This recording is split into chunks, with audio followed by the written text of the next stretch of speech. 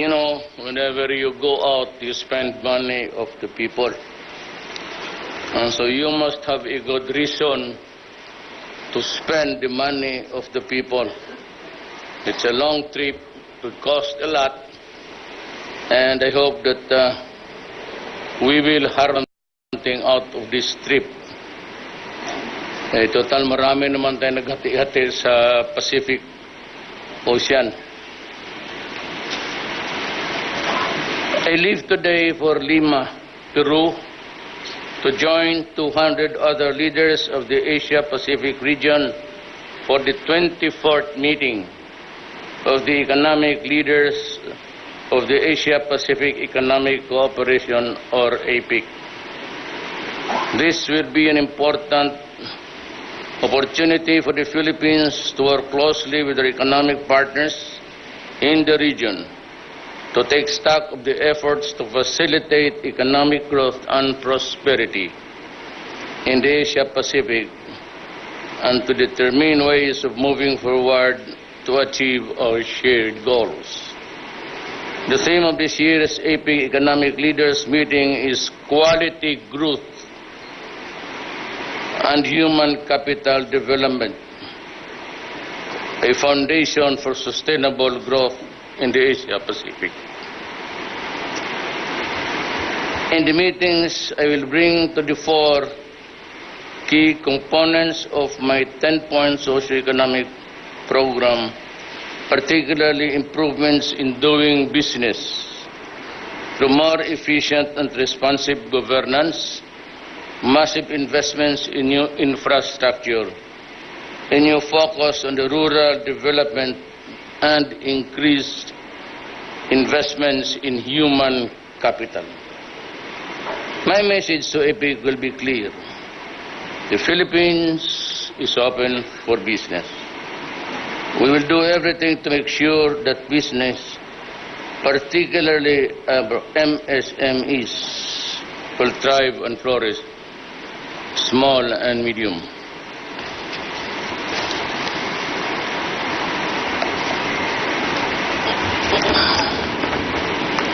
I will highlight government policy support as well as efforts to address corruption and criminality as building blocks of a strong and resilient economy aimed at inclusive and continued growth.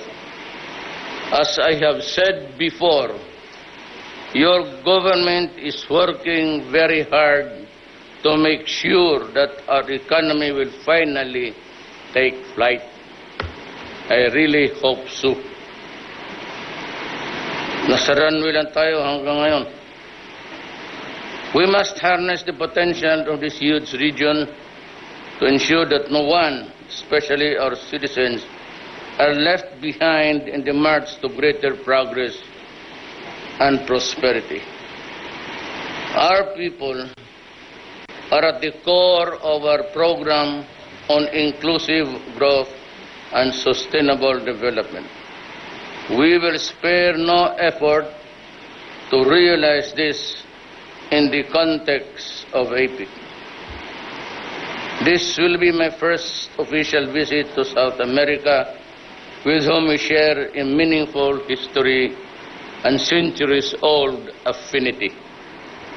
As we look to expand our horizons and pursue an independent foreign policy, the Philippines and the Filipino businesses must be ready to further deepen and broaden our engagement with South America, especially those that straddle the Pacific as economic partners. Maraming salamat po.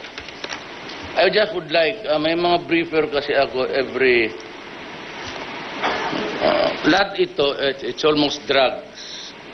All over the country, drug-related cases. Meron on the rise, itong child abuse, sexual or battery, and itong crime against women. Medyo tumataas I think we'll have to talk to the DSWD. I might really overlook this thing when I come back. Marami kasi dito yung minors na may patay dito na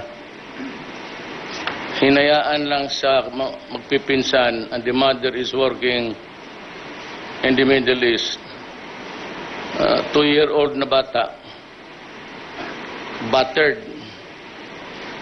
And this is really very disturbing for a human being who cannot defend himself to die in a brutal manner through negligence. We'll have to do something about this. Alam mo, marami yan. Yung mga anak nila iniiwan lang sa mga kapatid, pinsan, and they work their ass to death. So,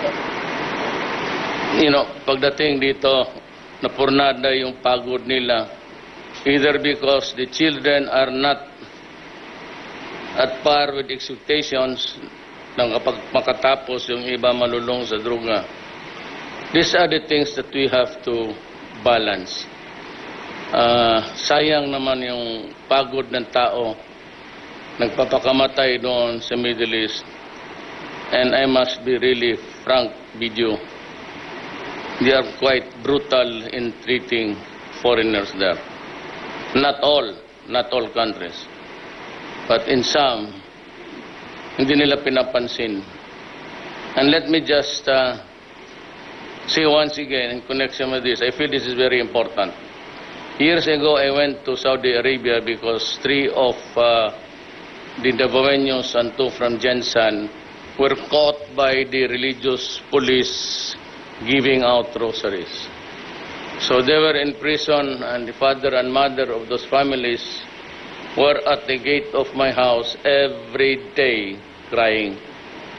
And so I was forced to make the trip together with the Langgaling sa Lupudin. I asked the Moro politicians to go with me so that I can explain better to King Fahd. At it was a bit matanda na, but he could still grasp what was being talked about. Ayaw ko tahan sabihin ito pero you must understand that we have to improve our country to accommodate all these people because we want them to come home. In some countries, not all, no condemnation in any particular government. But sinabi sa akin noon ng counterpart ko noon sa Congress because I was a member of the Law and Order. Sabi nung advisor ni King Fahd, you better talk to your counterpart. And sinabi sa akin, in the Arab culture, if you are paid to do a work, when you are bought from the slaves market of Africa, and you work there, the treatment is the same. You are a slave, and your body is open for use also. Ayaw ko lang yan sabihin kasi kung nandito, but hindi naman lahat. Yun lang yung mga ulol siguro na torpe. But that is really the naked truth that I want to say to you now. We have to improve on however we do it, we have to improve the country. And I hope tapos na ang fight against drugs. There's now a lesser supply. Problem is bumalik sila doon sa kidnapping pati hold up. And the other common crimes not related to drugs because it is easy really itong sa shabu. Less danger. Problem is you really cannot stop people from, even in progressive countries, they are at it. And so we are of no exception. Yun lang ang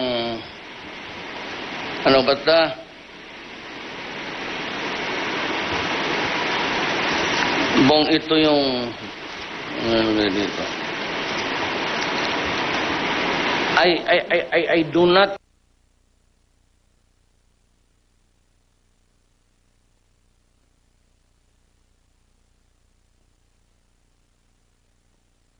nasadya ko talaga yan eh. I purposely do bad manners para makuha ko yung ano talaga. What would be the worst reaction of the nation, of my style? Pero sinasadya ko yan. Actually, kung galit ako, talagang ganon lang ko. Because all the while, when I was trying to explain that the 300 to 300,000 people who died in the fight against drugs, especially at the beginning of the first 2 months, hindi atin yun. They were there, maybe because of the involvement of the police, no offended to the audience there. They were cleansing and purging the ranks. Hindi atin yun. Yung inkwentro talaga na sinasabing inkwentro, yun ang atin. But they kept on hammering on the 3,000 as if it was mine. And I said, they think that I enjoy killing my own countrymen. But nabasa ko kasi ito dito. And this is what is it all about. Nakuha ng gago eh. He was able to read my mind. And he said, the Philippine president knows the strategic value of his country very well and has been playing high-octane power politics, something that has been absent in Southeast Asia for decades. After the president's visit to China, Philippine relations with China have improved dramatically, with the Filipino fishermen able to return and fish in Scarborough Shoal. The president has also been able to espouse Asians' long-held position that conflicting parties over territorial sovereignty issues must be settled bilaterally and that other aspects of joint cooperation can be done under the framework of ASEAN-China cooperation. By reducing tensions with China, the President has contributed to the strengthening of China-ASEAN cooperation, paving the way for other claimants to work on the settlement of their own disputes with China. For example, Malaysia, yung sumunod sa atin. With lesser tension in the South China Sea, the U.S. will have difficulties in finding reasons to enhance its presence and monitoring in these waters. Yun talaga ang gusto ko at nakuha ko. You know, yung, alam ko man, you know, when you say, if it takes slur courses, I know that the world was listening. I know that they would get a lot of flack. But nobody was listening because I was trying to explain to them of the hugeness of the problem and the challenges before us. But itong human rights, including President Obama, unfortunately, trivialized. Minamaliit nila yung problema. At alam nila wala tayong para that we're in the middle of this budget. We spend what the budget says for today. And that budget was prepared last year by Aquino, not mine. And we would not have really thought that it would be this big until I squeezed everybody when I became president. So masakit sa akin kasi about 4 million Filipinos are addicted. At ganunin mo lang ako pa ang... And mind you, sabi ng Russia, we will protect you. And the problema, ang Russia withdrew from the International Court, Criminal Court.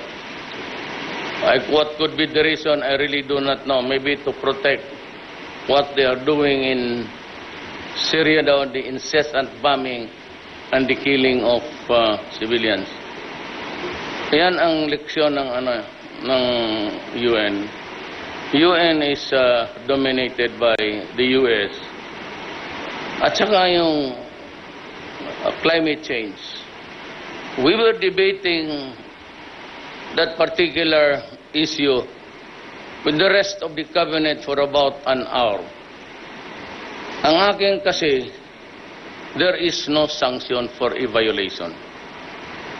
Yung money na 200 billion na pinagyayabang nila would come from the industrialized countries.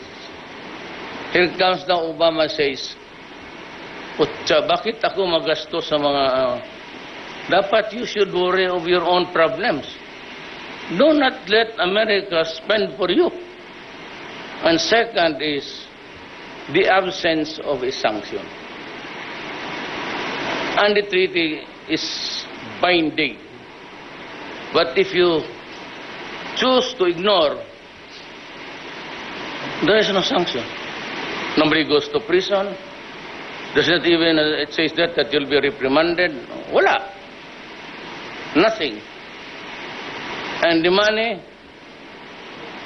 sabi manggaling sa industrialized countries. Wala namang sinabi kung sino. Kaya si Trump, so hindi ako gagastos ng problema ninyo. If you want to improve your climate there, above your sky, do it yourself. Bakit kami? So sinabayan niya, maybe, sabi niya, wala inutil yung international criminal. Nag-withdraw sila sa membership. I might follow. Why?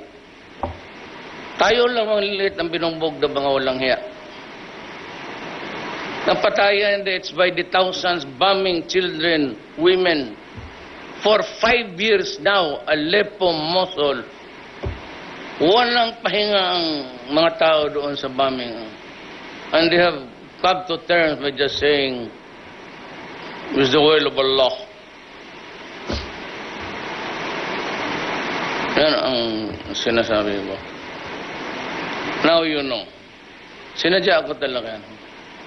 If you ask anybody from Davao, hindi naman ako ganun. Pag mag-bullshit ako ng leader, kasi hindi sila nakikinig. Everybody was going back and forth every day on the same issue of extrajudicial killing. They didn't listen to me. I tried to explain that hindi amin yan. Meron nung ayaw makinig. Eh di sinabi ko, putang ina yung mga hindot kayo. Oh, tinig sila sa akin. Sino ito nagmumura? O ako, bakit? See? Kabastusan nila yan, di akin. They forced me into it. Ngayon nagmura ako, talagang binastos ko, binaboy ko sila. Oh. Maghilog, wala na. Tarantado ang...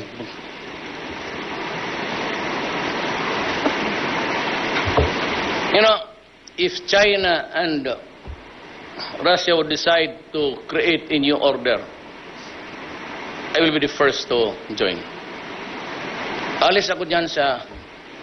There used to be the League of Nations before. It was in Hague, something. Itong predecessor ng United Nations. It used to be called League of Nations. Nothing happened. There's still war. United Nations, walang nagawa. Series of war. Vietnam, Taliban, ngayon dito. The killing is endless. The amount is splattering. Kaya yan ang leksyon natin. Just because it is America, it does not mean that it is good. Lahat naman, just because it comes from Russia or China, it is an ex-cathedra thing for us to mag-amin, amin. But I will be guided only by the best interest of the people. I don't know kung anong pag-usapan namin dito. Pero pag nagkamali na naman silang gusto nilang makaisa, Dito na, practice na ako kagabi. Makatikim talaga sila sa akin.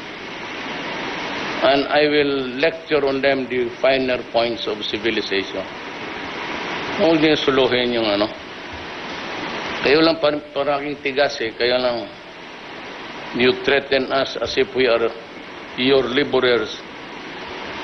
Sabi, pakulong ako. Ano? Pakulong. Isama ko kayong lahat. That's the lesson. I was reading it because nakuha niya eh. Nakuha niya yung laro ko. Pero nung una lahat sa cabinet, they were silent, ganun sila lahat. Sunny said that, you know, you're the most unpopular leader in Europe. Sabi ko, never mind, son. I'm the president of the Philippines. I'm not the president. I don't care. I don't give a shit. Basta ako dito. Ngayon, kaibigan ko na ang China. Now here comes, sasabi ko, here comes an ex-general. Walang sekreto-sekreto, basta sila. I have